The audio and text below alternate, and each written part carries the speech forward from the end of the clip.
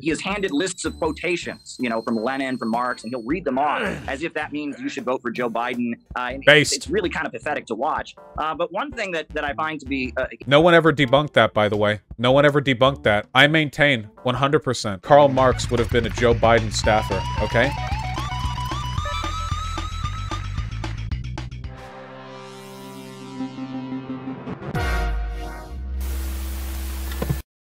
Seen the video about Caleb Maupin talking to Jimmy Dore about you? Oh yeah, we have to look at that. Left-wing YouTubers co-opted by security state, right there. You can see it here.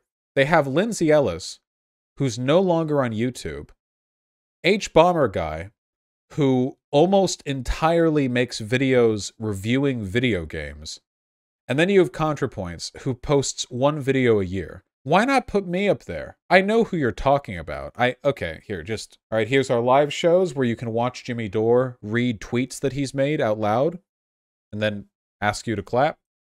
I'm here with Caleb Maupin. He's a widely acclaimed speaker, writer, Maupin. Journalist, and political analyst. He has traveled extensively in the Middle East and Latin America. He was involved with the Occupy Wall Street movement from its early planning stages and has been involved in many struggles for social justice. He is an outspoken advocate of international friendship and cooperation, as well as a 21st century socialism. Please. I would consider myself friends with Caleb Maupin. I hope I can meet him in person one day. There is no beef here. I hope he understands this. He is too funny to be angry at. Please welcome Caleb Maupin. Thanks for being here, Caleb. Sure. Now I want to talk about your book here. Here's your book, Breadtube Serves Imperialism. Okay. By the way, this is the book that has an entire chapter dedicated to how I'm evil and speculation about my Jewish dad funding my operations. He doesn't call my dad Jewish. It's just he brings up Hollywood a lot. You know, it's one of those things. Also, real question, not meant to be a dig, totally sincere question.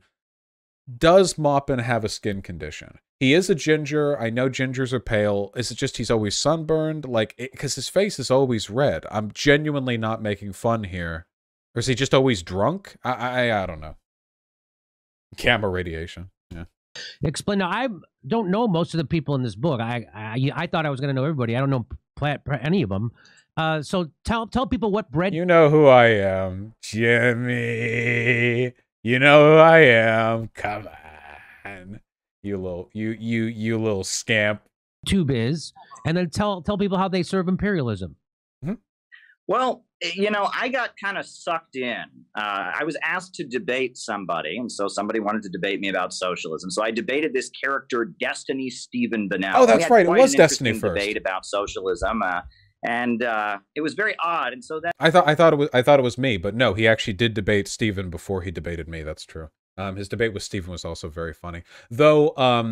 I think less funny than mine, because I don't think Destiny understood how much of a clown this guy was, so he was actually trying to have a conversation, whereas I gave up halfway in and just tried making him angry, because he's obviously like either just a talking head or just incredibly stupid. So there's really, when talking with Moppin, just make him angry. There's no point in doing anything otherwise. Then from there, I was sucked into this internet subculture, this internet universe that presents itself as left-wing, that presents itself as socialist or Marxist or anarchist, but is really just a way to rile up young people who associate with progressive causes, anti-racism, workers' rights, and get them supporting the U.S. political establishment against the right wing.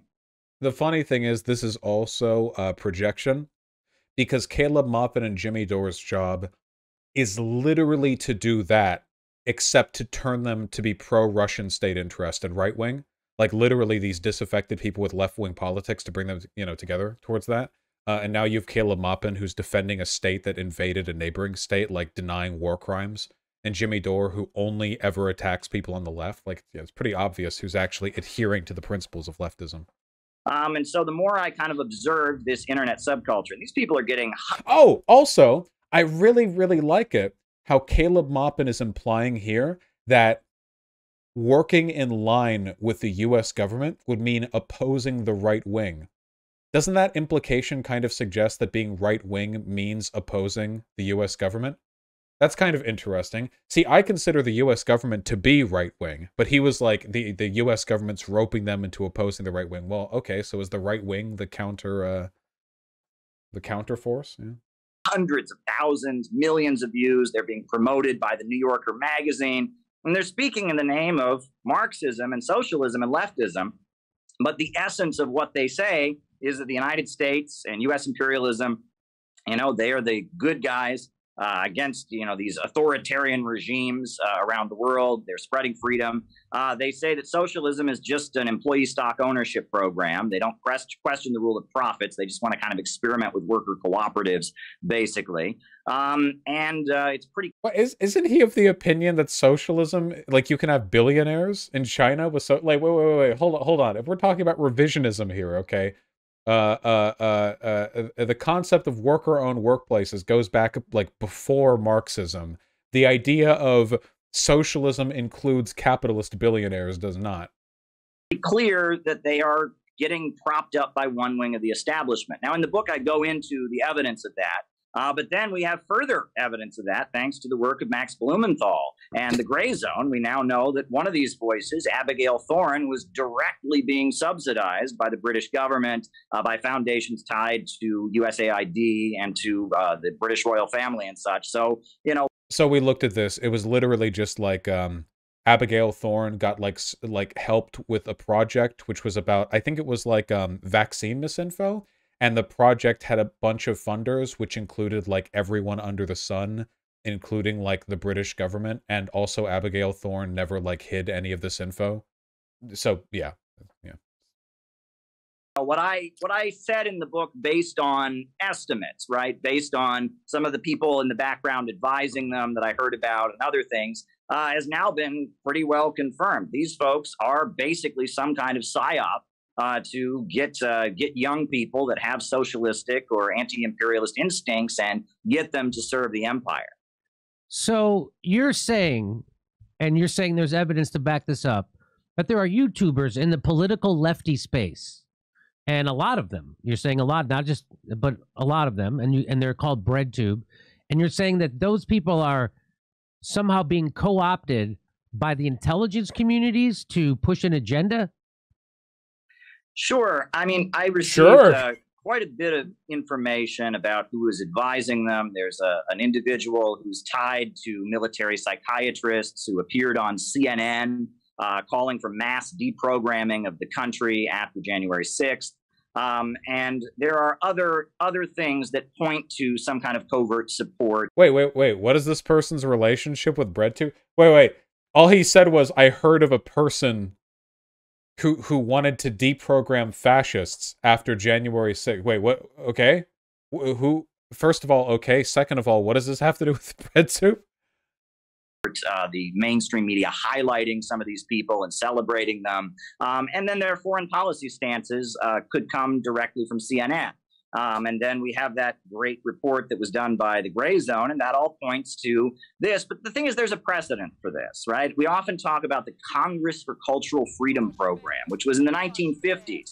The CIA realized that basically, if they wanted to hurt the left and hurt Marxists, one way to do it was to start funding certain voices. And you had the CIA set up Partisan Review magazine. You had the CIA basically launch a whole program to subsidize left-wing voices. That you might notice that none of this has anything to do with there being evidence that were funded by the State Department. Keep in mind, Caleb Maupin is literally, or was until he was fired like a couple of weeks ago, paid by the Russian State Department. And Gray Zone is literally, or at least people who work for the Gray Zone, I don't know if the program itself does, but the people in the Gray Zone, paid by the Russian government directly, unambiguously, to promote Russian talking points from their bosses who work for the Kremlin. He was fired. Why? RT shut down its American media agencies. That were anti-communist, that were against the Soviet Union, that were against China. And there's a long history of covert manipulation of left-wing voices, kind of presenting left-wing voices that are, in a way, acceptable to the establishment. And it was actually Irving Kristol. He's fired. I feel like he'd be the perfect bootlicker for him. So they shut down the American enterprises generally. However, I do think it should be pointed out, Caleb Maupin is not very good at his job He's very obviously a clown. He doesn't have much of an independent social media presence. He's not very charismatic, and he's not very smart. Jimmy Dore is pretty good at pulling people over to the right. The Gray Zone guys are pretty good at pulling people over to the right with pro-Russian talking points. Caleb is not.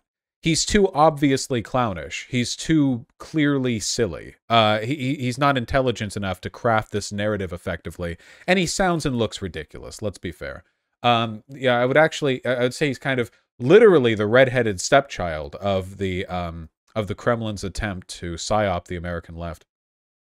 Who was the director of the Congress for Cultural Freedom program for the CIA. He eventually became considered the ideological father of neoconservatism.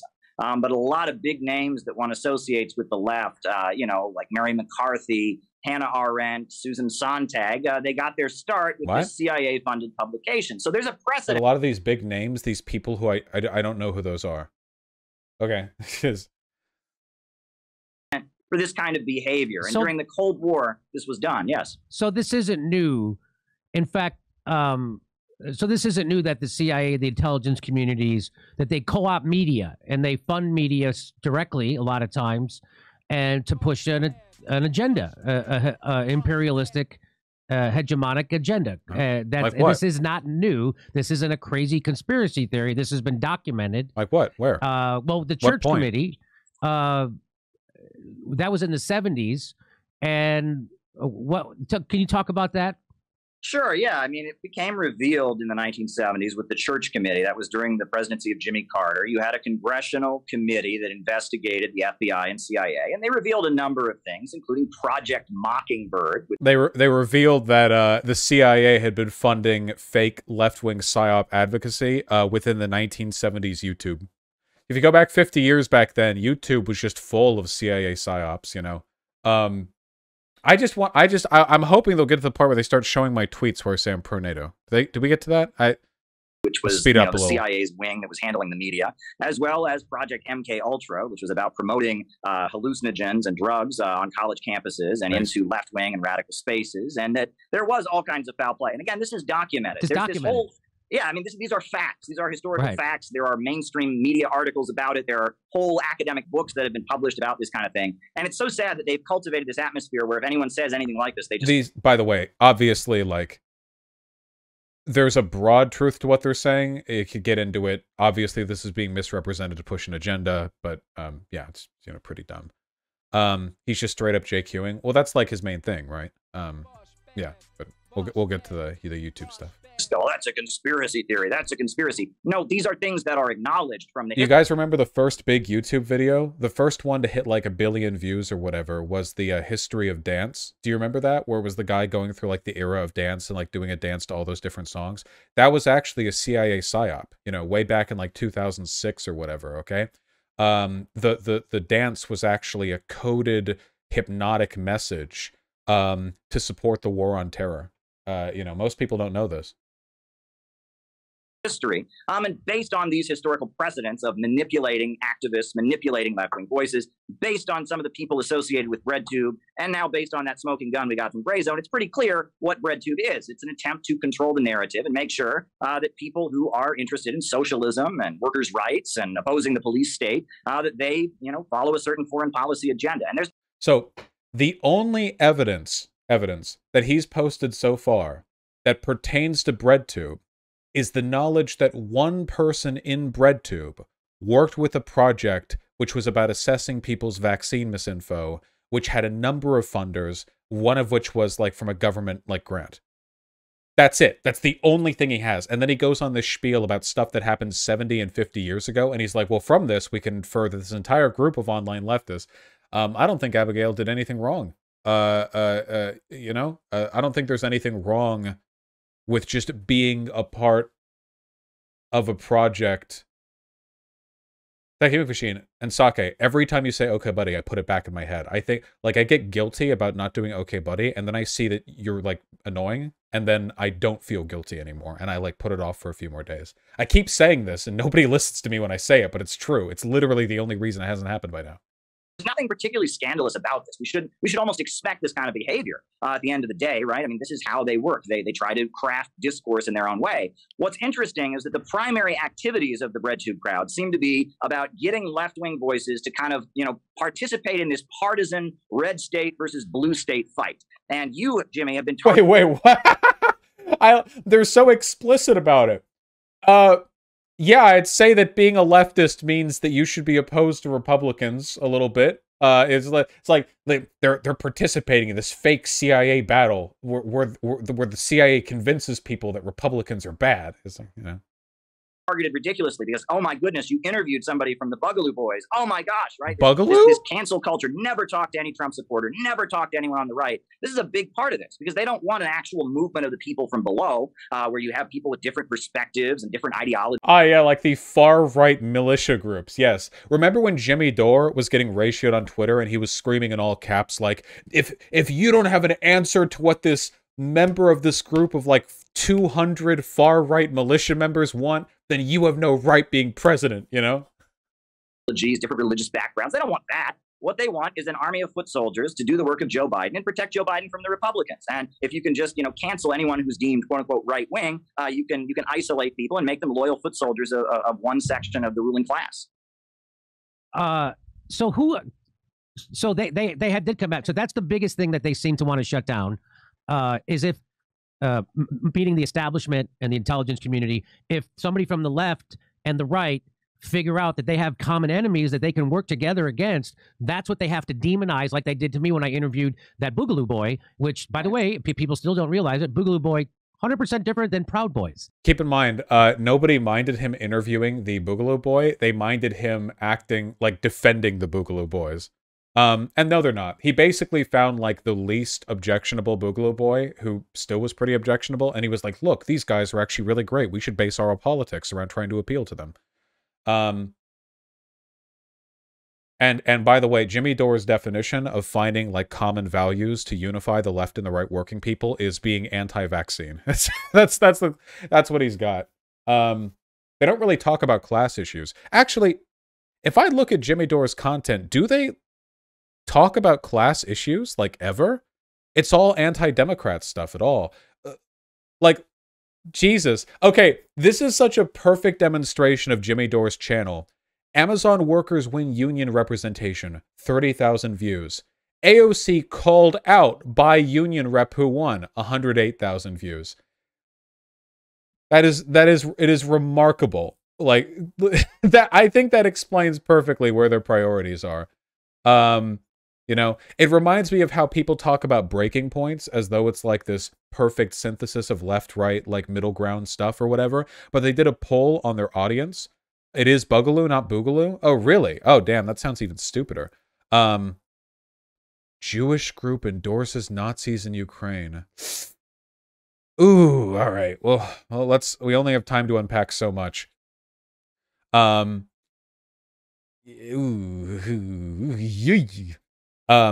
Anyway, the Breaking Points did a poll of their audience, and the majority of people in Breaking Point's audience didn't want Biden's Build Back Better plan passed, which was like baseline milquetoast infrastructural and economic reform. So like all this left and right shared points meet in the middle bullshit is getting us nowhere. Like, obviously. Like, all channels like Jimmy Dore and Breaking Points do is pull disaffected left-leaning people towards the right by giving them the impression that the left will never get anything done, and give right-leaning people a sense of satisfaction by making them feel as though they're standing with the working class while opposing everything the working class stands for. Like, Sauger and Jetty is ostensibly a pro-working class populist Republican, and Crystal Ball is explicitly supposed to be a social democrat. So why are both of them together pulling an audience that is majority opposed to even milquetoast infrastructural reform? How does that work exactly? If both of them are supposed to be in favor of this, then how exactly is like 60 to 70% of their audience opposed to that? All right, anyway. Boogaloo Boys are the antidote to Proud Boys. Boogaloo Boys are anti-imperialism, anti-cop, anti-Trump, anti-racist, and pro-LGBTQ and pro-Black Lives Matter. The Boogaloo Boys are anti-Trump? Okay, I'm not, we're not, yeah, okay, yeah. This is what people got mad at him for. It's the lying about them to defend them. That's what Boogaloo Boys are. And also anti-imperial. When the fuck did the Boogaloo Boys talk about? Okay, no. But the Breadtube people wanted to manipulate that and distort that into Boogaloo Boys are right-wing racists, just like Trump and Proud Boys and Nazis. That's what they wanted people to think, and it's the exact. Wait, do you think that Trump is racist? Don't alienate your audience now. Okay, here we go. From Breaking Points, with a ton of votes to over 100,000 here. Does the Republican Party come off as arrogant and elitist to you, with like a 53-38 split, which is concerning? Does the Democratic Party come off arrogant and elitist to you? 93% yes. Like, Trump was literally a golden toilet billionaire born with a silver spoon in his mouth. Who explicitly and exclusively promoted like bourgeois interests. Whereas Joe Biden at least sometimes throws a fucking bone to the working class. Not enough, but like something, you know. Was Manchin right to tank Biden's Build Back Better legislation? 55% support Joe Manchin, the fucking oil, like the fucking corporate interests guy, tanking the infrastructure reform. Truly, we're working together on those common man working class points. You worried about the Omicron COVID variant? No, of course not. Do you trust the coronavirus guideline public health, Dr. Fauci? No, of course they don't. It's like Republicans. How do you feel about AOC generally? Oppose. What's your view on the Canadian Trucker Freedom Convoy? 75% support. Yeah, it's just conservatives. It's just it.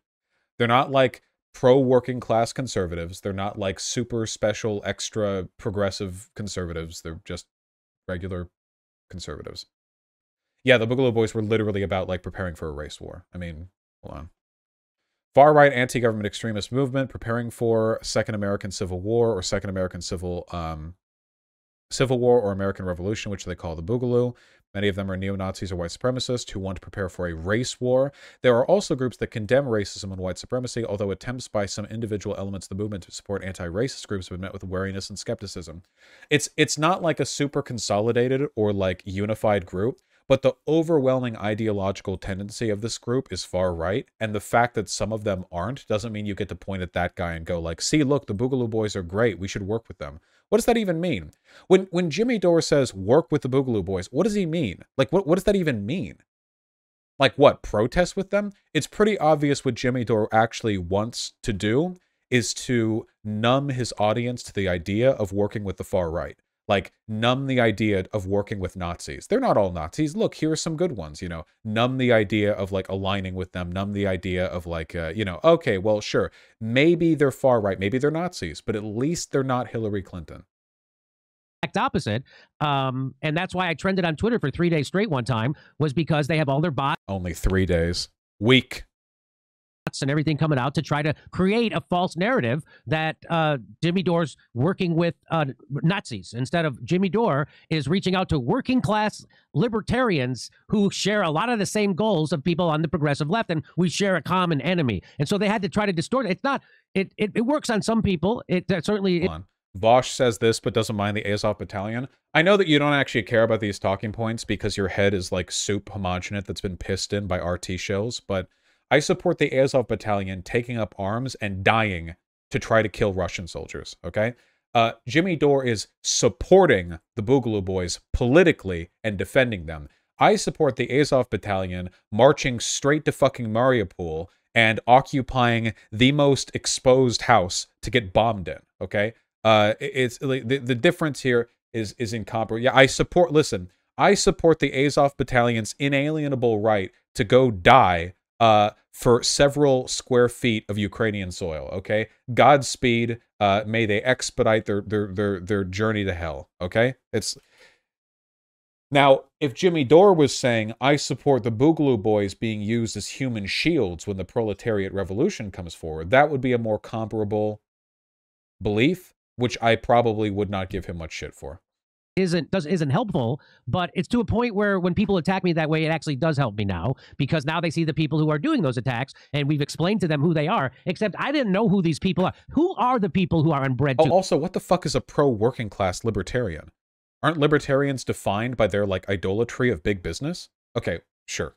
You mentioned someone named Destiny. I don't know who that is. Who else? But these are popular Why people. is he pretending? Sure. He absolutely knows who Destiny is. Okay, sure. Well, this Destiny character, who I guess, you know, he's kind of the kingmaker of Breadtube, if not part of Breadtube himself. Is he? Wait, if he's the kingmaker, does that mean I'm the king? Does that, because he, like, made me, but because I was in his community? Okay. I'll take that, I guess.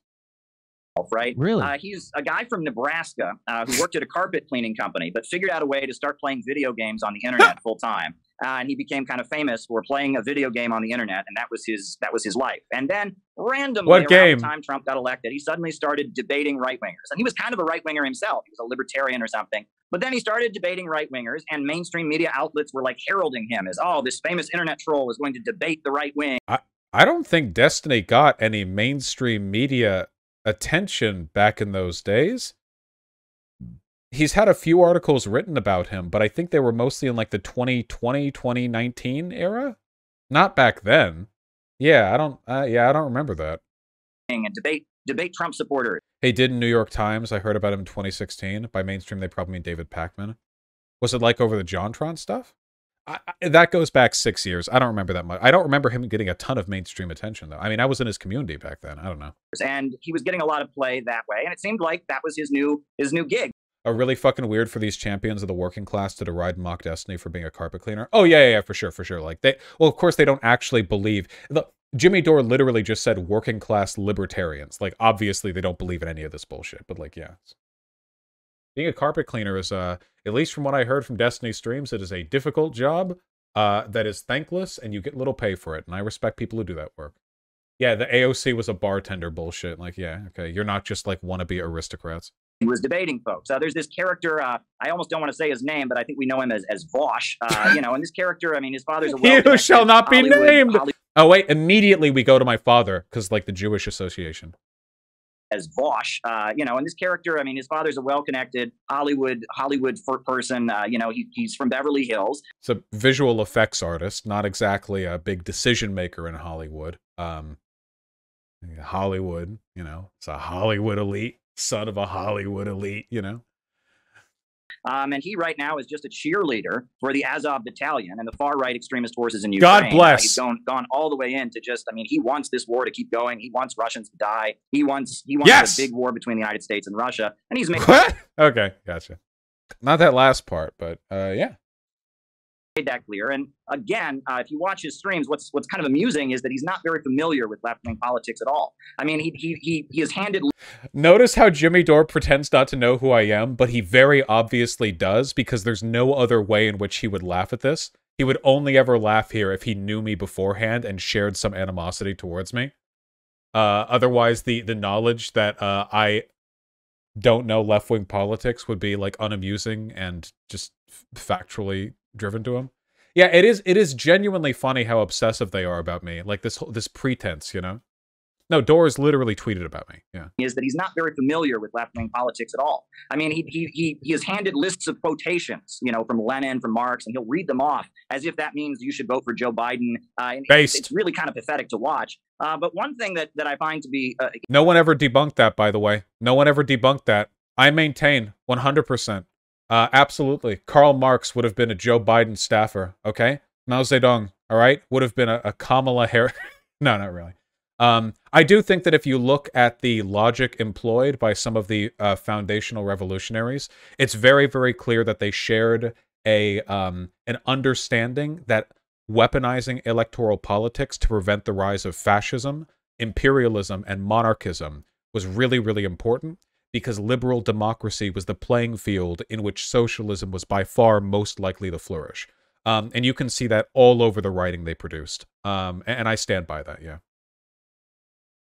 Interesting about all of this, you know, you talk about the importance of people coming together. You know, Mumia Abu Jamal, That was an important cause in the 90s. This was a black liberation fighter who was facing the death penalty. And the reason that Mumia Abu-Jamal is still alive, he didn't get the death penalty, he's still in prison, but the reason that the state of Pennsylvania couldn't execute this former Black Panther was because a lot of people of different political views came together to stand against his execution. You had the far left, communists, anarchists, others. You also had black nationalists, people with the Nation of Islam, Minister Farrakhan. You also had Catholic priests and nuns. The Pope stood against the execution of Mumia. You had Mennonites and Amish people. And in 1995, it was hundreds of thousands of people piled into Philadelphia with one demand: don't execute. Did you just say hundreds of that? Was it hundreds of thousands? Hundreds of thousands of people and Amish people. And in 1995, it was hundreds of thousands of people piled into Philadelphia. Was it hundreds of thousands of people? I knew there was a protest against the death penalty. Was there hundreds of thousands of... Yeah, it was? Wow, that's impressive.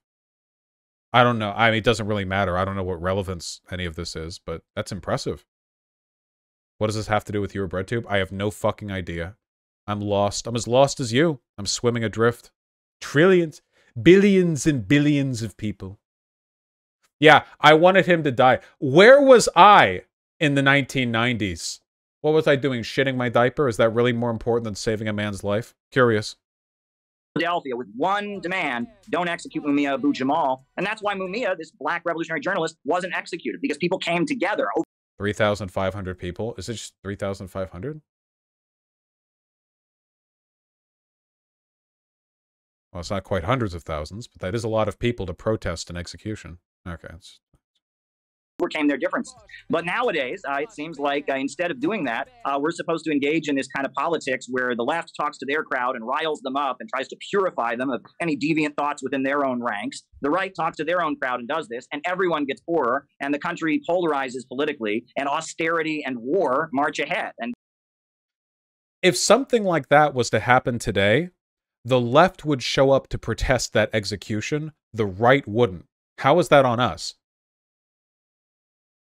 Like if there was some equivalent of that, like a BLM protester who was like a big protest, you know, was on death penalty, some bullshit or whatever, you like marching against the execution. Like the right wouldn't show up for that. Blame the right for that. The left would. The right would be doing the execution and cheering on the execution. And also, let's be real here. Jimmy Dore and Moppin would probably be kind of siding with them too, you know. Let's not play. Good, yeah, run it by. Here, wait, I'm going dark. I'm going 0 dark 30. Hush, go. Go. This is a setup for disaster. This isn't how serious political organizing works. I couldn't agree with you more, and that is the biggest threat to them, is the populist left, populist right, realizing we have a common enemy, realizing that we can organize together against the establishment, against the oligarchy, to stop war, to stop police brutality, to stop racism. We could do. There's a lot of things to help. Also, to help our economy and get a living wage for people. That's the last thing they want. They're now happy that gas. But all of these things are things the left is pushing for, and the right is pushing against. Ah, yeah, dude, the populist right is fighting tooth and nail to stop racism. What are you, like, what? Like, again, this is part of the driving people to the right. The implication here, what people are supposed to take from this, is the idea that the left and the right are potentially both equally interested in these ideas, and it's the elites that are stopping them, which is not true. Ideologically, the left is the one pushing for all these ideas. This isn't a failing on the part of the left, not principally. It's a failing on the part of the right, because they don't want these things. Prices are so high, so people will be forced to go back to poor-paying jobs.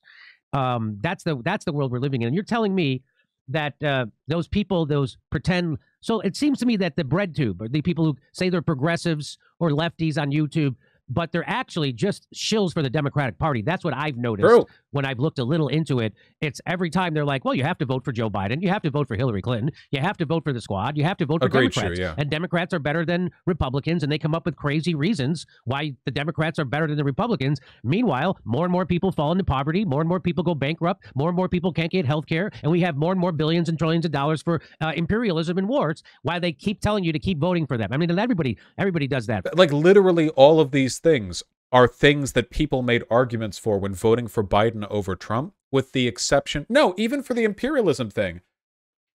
Joe Biden has a better healthcare plan than Trump. Joe Biden tried to invest money in infrastructure, which got shot down by red Democrats and by Republicans. Joe Biden ended the drone war. Again, he's not good enough, not even close, but the reasons people on the left voted for him is because in all of the issues Jimmy Dore is saying we needed to work together on, he was better than Trump. There's no getting around that. Like, it's just, again, like what Jimmy Dore wants is politics without policy. Politics purely as aesthetic, you know? This channel, according to him, is pro-working class, anti-racism. Well, look at the channel. Is it? It's exclusively anti-Democrat and anti-vaccine. That's what the channel is. Like, that's what it is. That's literally that. And defending Russia in Russia's invasion. That's what the channel is. That's what the channel does. That's the function of the channel. That's it.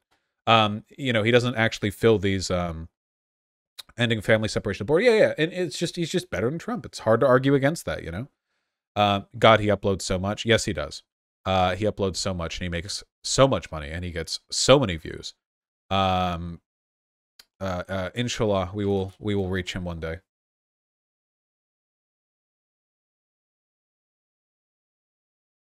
From Kyle Kalinske to Crystal Ball to, right? I mean, of course, the Young Turks. Would you consider those people Breadtube? Because it seems like they're doing the same thing, telling everybody to keep voting Democrat. And that's, so you can go off and have your Marxist theories and you can criticize Democrats, but you have to, at the end of the day, vote for them. And you can't ever entertain a third party. Also, notice how angry they are at the idea of left-leaning people wanting to vote for Democrats, which are more left-leaning than Republicans. And he never complains about Republicans pushing people to vote Republican, like, at all, even remotely. Like that, like, if the concept is like we're angry at media pundits and YouTubers who push for like a given political party when we don't have like a third party and we should be working together for a third party, like, why does he never go after the right, like, at all, ever? Why does he never go after Trump supporters?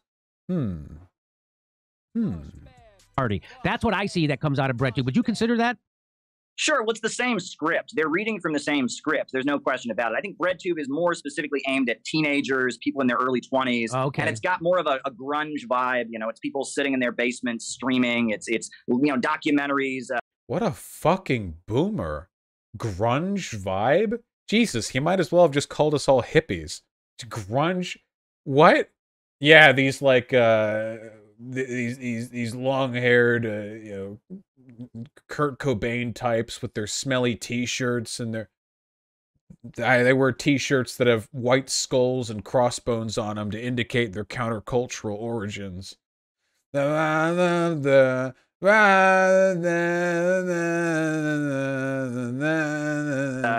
you know, things that are more alternative looking. It's got that more punk rock alternative aesthetic, but it's the same script that Young Turks is using, the same script that Kyle Kalinske is using, same narrative. What I find interesting is, you know, again, they've gone after you because, oh my gosh, you interviewed a boogaloo boy, right? But none of this cancel culture ever applies to Joe Biden. You know, you ain't black, author of the crime bill. I mean, but none of, I mean, you just have.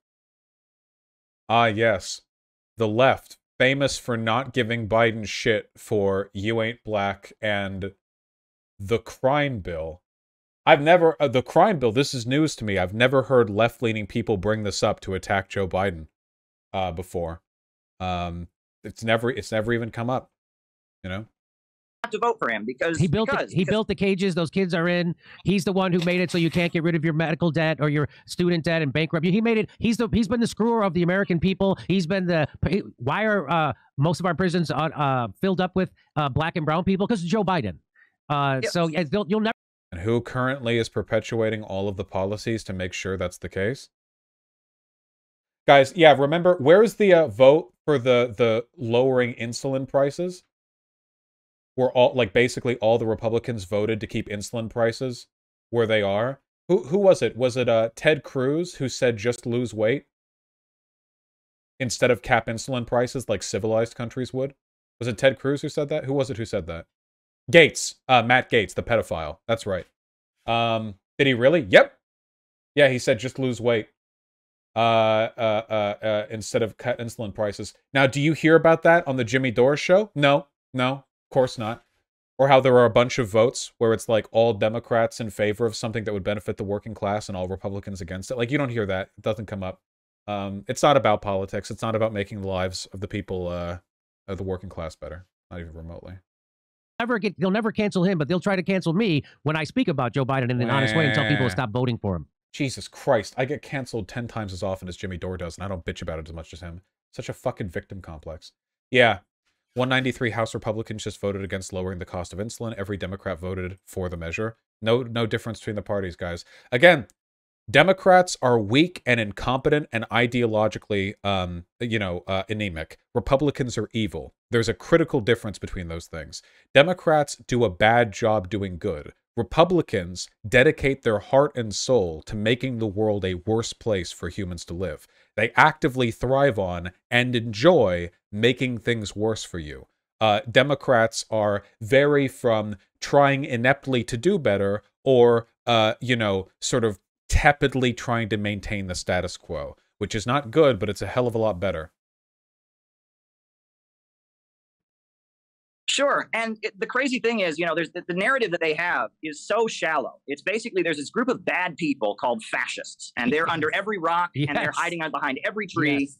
These are not conservatives, by the way. This is not conservative, by the way. This doesn't sound exactly like the conversation that Lauren Southern had with Dave Rubin back in 2017, where they were like, yeah, there are no white nationalists. And then everything like Charlottesville happened right after. Yeah. Every Trump supporter is a Nazi. Yes. Every conservative is a Nazi. And they're not even every Ukrainian's a Nazi. Understanding that fascism, there is a scientific Marxist understanding of it. Read R. Palm Dutt, read Georgy Dimitrov, right? There is an understanding of where fascism comes from, and it flows from the breakdown of capitalism. It's a system, when you have the capitalist system with profits in command, you inevitably have economic breakdowns and, great leaps in technology lead to greater poverty. And as there's greater poverty in society, one faction of the ruling class wants to lock down society, drive wages down, and reduce living standards, and degrow, which is another big Breadtube theme. Wait, what? What? Wait, he had it for a second there. Stop opening the damn door. Jesus. He had it for a second there. Fascism is capitalism in decay. What is this now? Wants to lock down to lower. Wait. Fascism doesn't necessarily entail economic austerity. It often can, but that's not necessary. And degrowth is definitely not. Wait, chat. Nazi Germany wasn't degrowth. They were super growth. What? Fascist governments tend to be aggressively expansionist and aggressively industrialized because it fuels the war machine. They like growth in very specific sectors. Okay. Degrowth. They want to degrow in order to try and stabilize the capitalist economy. There's a scientific Marxist understanding. Yes. Historically, the thing fascists do, which is roll back industrial development to stabilize the economy. Okay. All right. Understanding of what fascism actually is, but in their minds, fascism is a question of good people versus bad people. And if we just drive these bad people out, then everything will be fine. Well, no, it's not a question. Wait, then how is the Azov Battalion Nazi? Nazis are fascist by definition, right? The Azov Battalion isn't a group of elites trying to consolidate their economy through degrowth. The Azov Battalion... Why do they want to cancel the Azov Battalion? The Azov Battalion, what? They're racist? Well, according to Caleb Maupin, that's just a virtue signal that, synthetic leftists employ to cancel working class people. It's just completely incoherent, Yeah, Moppin is pro-Russia. Everything else is incoherent. And Jimmy Dore is pro-money, I think. Question of good people versus bad people. It's a problem rooted in the system, the fundamental flaws of the capitalist system. So they think that people they'll say Donald Trump and Ted Cruz are fascists, but guys like Joe Biden, Kamala Harris are good people. No, just not fascists. They're just not fascists. They're not even populist. They're institutionalist. They're extremely institutionalist liberals. As if they don't serve the exact same people and have almost the exact same agenda, except with tweaks on the margins. I mean, sure. Well, they're all. You have to understand. Go ahead. Trump says. Well, what agenda? It's funny, like, tweaks on the margins, but all they ever do when addressing the tweaks on the margins is attack, like, Joe Biden over it.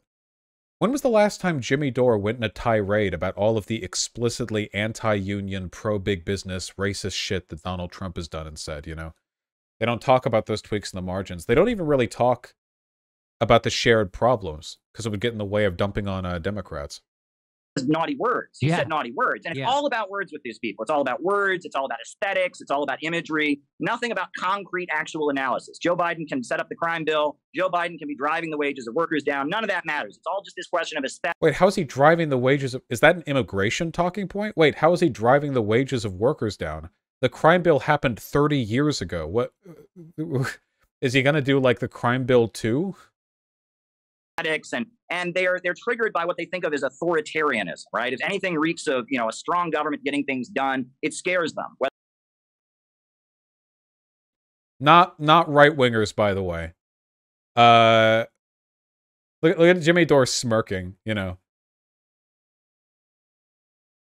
Whether it's coming from the right or the left. And again, go back to the Congress for Cultural Freedom and Susan Sontag and her redefinition of fascism, where fascism becomes groups of people working together for a common aim. Listen, we need a strong government to get things done, guys, okay? Look at what Russia's strong government has managed to do, okay?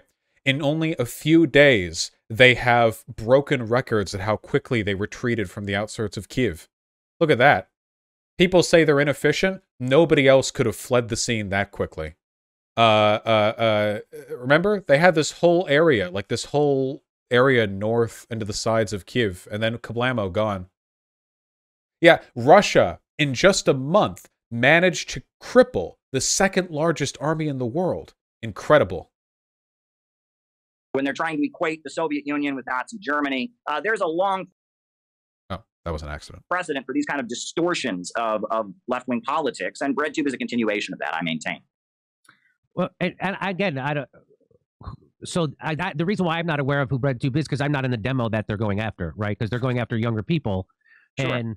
and are they It's very, very important to him that they know that he doesn't know. Yeah. mostly on Twitch or YouTube or both? Twitch, YouTube, they're all across social media platforms. They're very widely promoted. What about that Hassan Pike? So when I see that Hassan Piker, Cenk Uyghur's nephew, sure, super talent. He had an article, a positive article written about him in like the Business Insider or some magazine like that. I don't know which one it was. But the reason I know this is because every time I logged into Twitter for a week straight, it was promoting that article. Yeah, dude. You didn't know about Hassan Piker until Twitter shared an article about him. Okay, thank you. You're on Twitter 24/7, Jimmy Dore. You've tweeted about me. Okay, yeah. This attempt to come off like he doesn't know any of this shit is really, really, really weird and pathetic. Yeah. Yet he literally worked with Hassan at TYT. Okay. How does that happen? Exactly. And if you look at how Breadtube started on Reddit, it was largely there was a lot of goofy money ass being smile. handed out What? in order to encourage people to debunk the ideas of the right wing, right? The right wing was gaining on the internet. There were a lot of right wing YouTube channels, etc. And a lot of money started showing up in people's Patreons, and a lot of algorithmic support was being provided for people to debunk the right wing. That's good. I mean, there's a lot of crazy stuff on the right wing, conspiracy theories and notions that we should privatize everything and roll back all government regulation. So it's not inherently bad, but at the end of the day, they're also targeting people on. I like that his characterization of the right wing on YouTube was calls for privatization and not white nationalism. Because privatization was like the one thing, like he has to focus on the econ point because nobody on a populist political position supports privatization. So he's like, well, those crazy right wing privatization. Well, what about the white nationalism, Caleb? How'd you feel about the debunks on those? Nobody cared about privatization. The alt-right wasn't calling for privatization. The left, like you, like me, dare actually challenge the system. And they're trying to cultivate the left to just be foot soldiers for some of the most powerful capitalists out there. For the Democratic Soros. Yeah, Jeff Bezos, the Walton family Bill at Walmart. Yeah, I mean, that's who they ultimately want leftism. Walmart. Sure. Okay.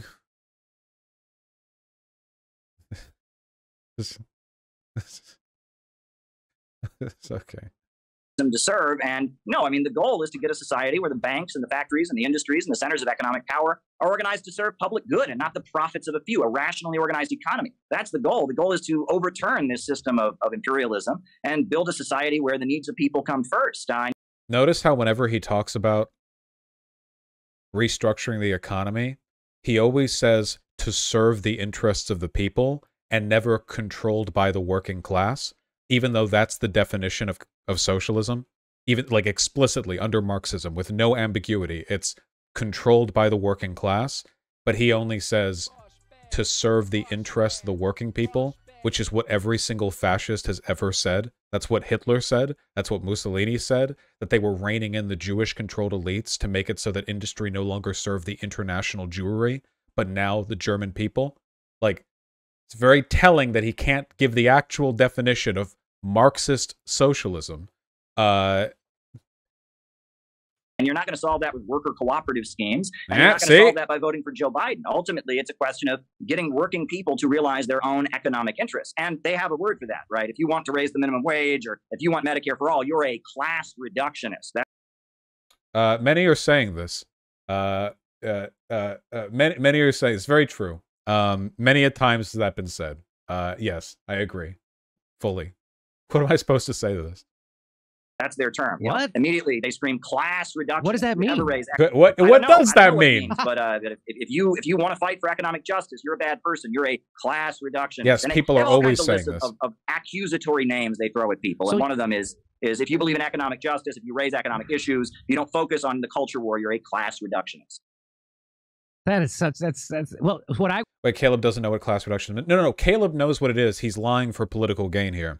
A class reductionist is when a person will actively ignore racial or gender or sexual issues or any like social like bigotry, just fixating on the economic stuff with the claim that focusing on the economic stuff will fix all the other problems in the long term. Now, what Caleb Maupin is doing here is associating the term class reductionist with like being used by people who are anti-economic reform, which is not the case. You can be like MLK, like the Black Panther Party, in favor of addressing the problems with capitalism while also addressing problems with racism and what have you, like the Black Panther Party did. But Caleb Maupin is in favor of racial hierarchy. He's a far-right political pundit. So instead what he wants to do is train his audience anytime they hear class reductionist to think, oh, this person has a problem with all economic reform, not just economic reform at the exclusion of other issues. What I enjoy telling people is that when you hear people who say they're on the left in the United States, and they say things like, well, we have to organize along. I heard about this guy from Twitter. Twitter wouldn't stop promoting this guy. I didn't know this pecker. But I saw this article on Twitter that the deep state kept promoting.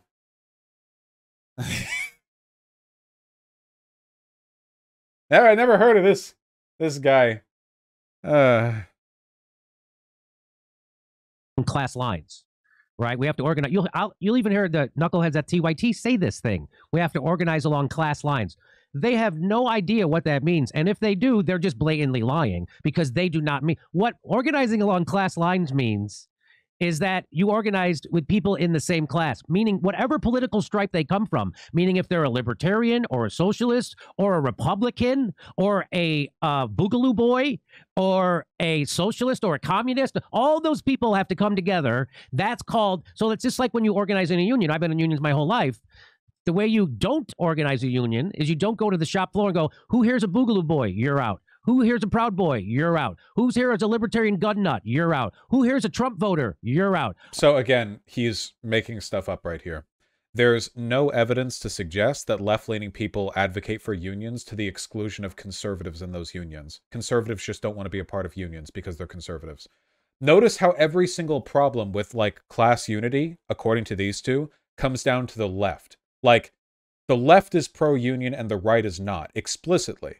So somehow, now we're having a convo where the left is at fault for us not having enough, like, union solidarity in this country. How do we arrive at this point? Like, every problem has to be abstracted and lied about and twisted to the point where The issue is actually with the behavior of the left. And the behavior which is the problem is always this, well, it's always the leftists who are socially progressive, isn't it?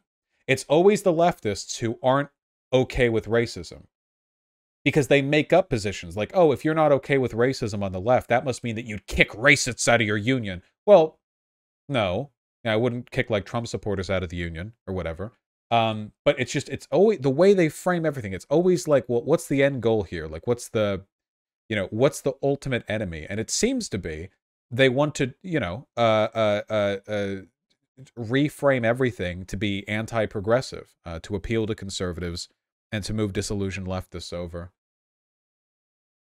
Okay, who's left? Now we're going to organize against the man with you people. That's not how organizing works. It's only powerful when you get people who totally disagree with each other to agree on something. And that's when change really happens. Like when we had the Medicare for All march this summer, people were complaining that there's some right-wingers on stage.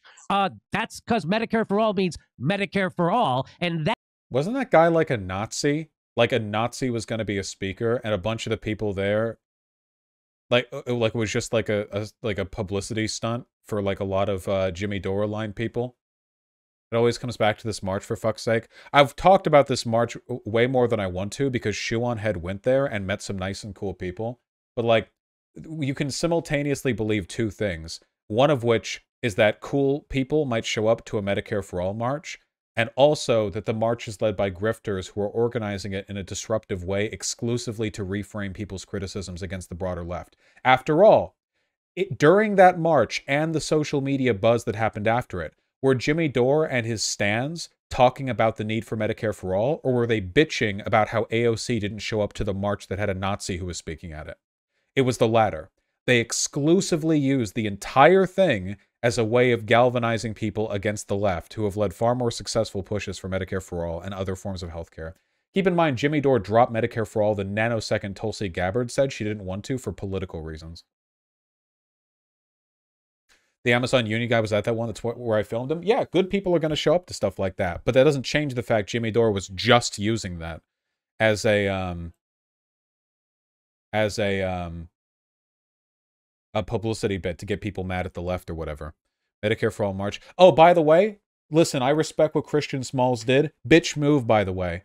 When a reporter asked him about AOC and he was like, she doesn't deserve this victory, all he was asked was like, well, how do you feel about AOC or whatever? And he's like, well, she doesn't. Apparently, she just had like a scheduling thing and she wasn't able to make it to that one thing. Nah, base. No, Shoo. We're literally watching a thing by Jimmy Dore right now about not tearing people apart and like tearing movements apart because of like things like racism.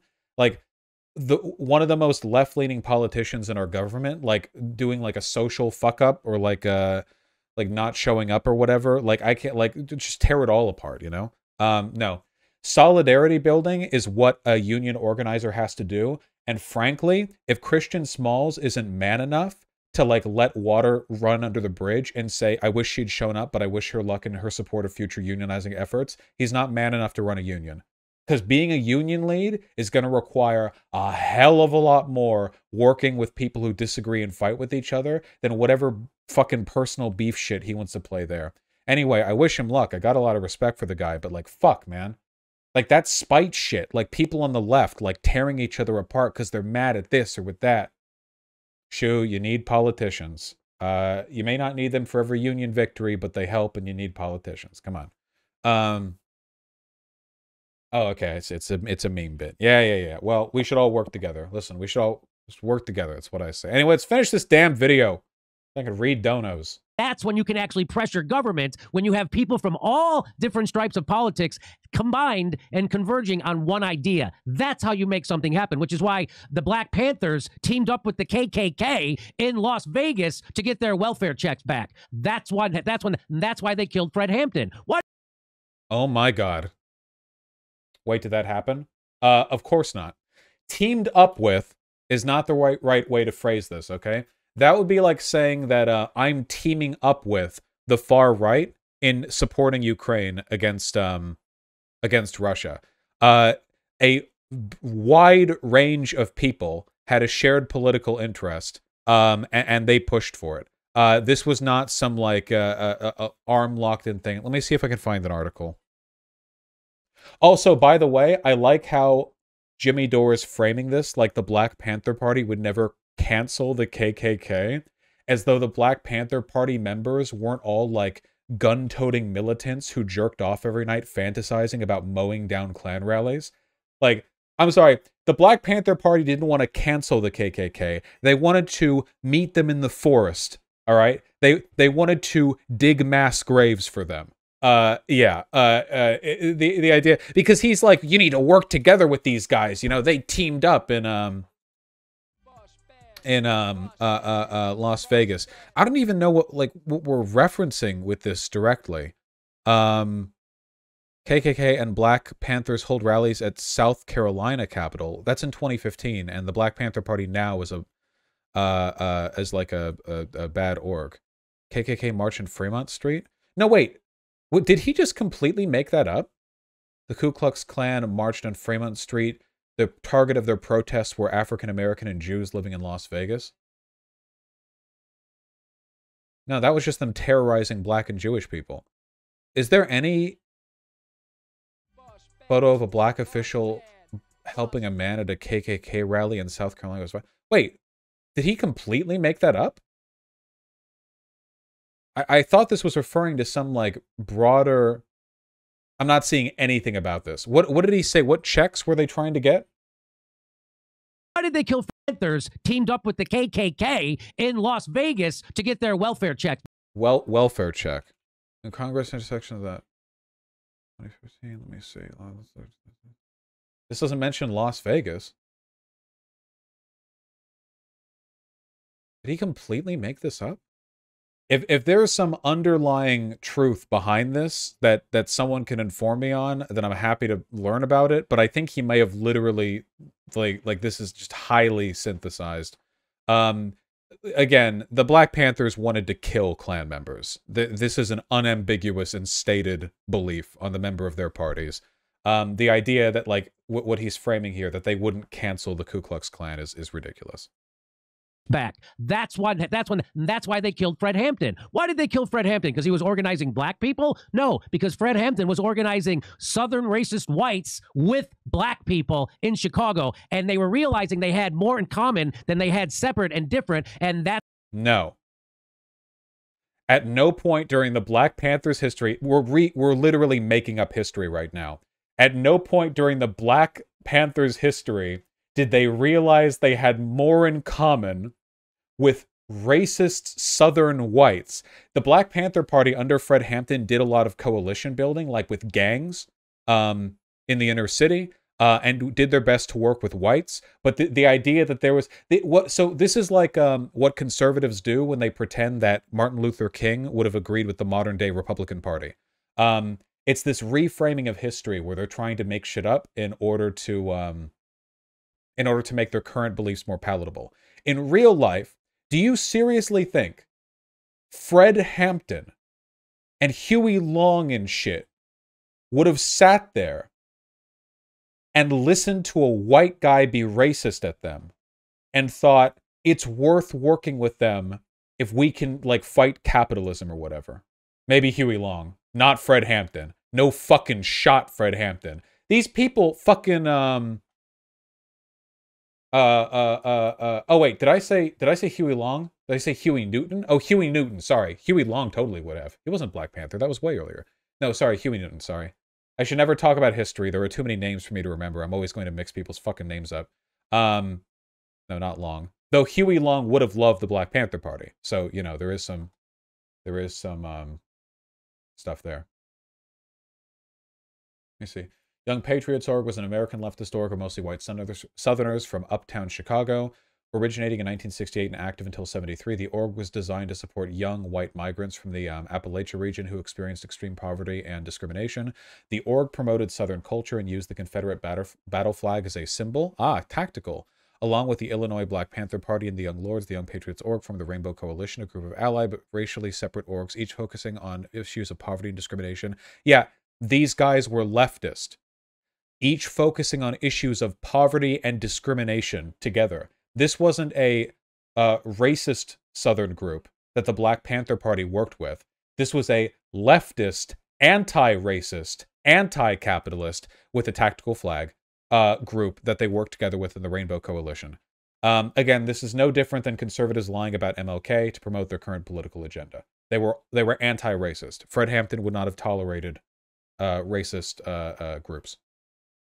That's when they killed Fred Hampton. So that's the thing that they can't have, and that's what people who say we have to organize along. Oh yeah, sorry. Huey Long's solution to the Huey Long's version of the of the Rainbow Coalition would have been using corrupt officials to strong arm a conservative black guy into local policing offices, and then to sick the fucking Klan on them. You know. He would have, Huey Long was tactical upon tactical upon tactical, okay? He would have had the Ku Klux Klan burning down banks and burning debt receipts because he convinced them it was like fighting Jews or whatever. He would have gone there and gone to the Klan rally, patted them all on the back, you know, talked to them about how the next step to defend the white race is for them to it's for them to go march over to the voting ballot and vote out pro Jim Crow politicians because Jim Crow is actually too easy on black people. It's a form of paternalistic support, and in its absence, black people would want to leave America. The man had plans. Okay. Class line. When you hear somebody at the Young Turks that we have to organize, they don't mean it for a second. They hate people who are in the different political party than they are and in the same class. They hate those people. And in fact, their business model is built on clickbait, hating those people. So would you like to comment on that? Well, sure. And, you know, the biggest cure in U.S. history for racism has always been the picket line. When black workers and white workers see they have a common economic interest, this breaks down the divisions. It was the CIO and what about when racists won't let black people into their unions? Wait, again, this is made up. One of the reasons why racism fermented in big cities back in the early 20th century was because white union owners wouldn't let black people into their unions.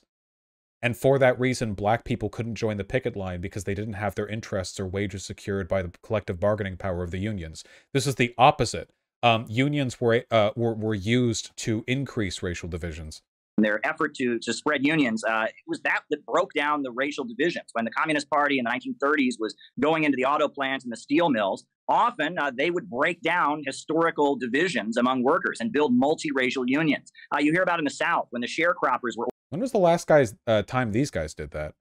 Right now, I'm pretty sure that if this historical allegory could be drawn, you know, equivalently to today, they would go into a business that's trying to unionize and scold all of the immigrants and people of color and progressives there for not being willing to work with all the white conservatives who don't want to unionize. And the white conservatives are just like, we don't want to unionize. And Jimmy Dore would turn around and scream at a black woman some more because she's not working hard enough to accept their racism or whatever. Is that not literally what they would do? That's the equivalent of what they do politically. Because they can never criticize a conservative. They can't do that. That's against their mantra. Organizing, how, you know, William Z. Foster and Gus Hall would go to a town and give a speech, and how the white workers would rip up their Ku Klux Klan cards and say, my enemy isn't the black people, my enemy is the plantation owners and the capitalists and the big bankers. You know, that is how you overcome racism, is getting people to... Wait, I'm sorry. Klan cards and say, my enemy isn't the black people, the white workers would rip up their Ku Klux Klan cards and say, my enemy isn't the black people, my enemy is the plantation owners and the capitalists and the big bankers. You know, that is how you overcome... The Klan didn't exist alongside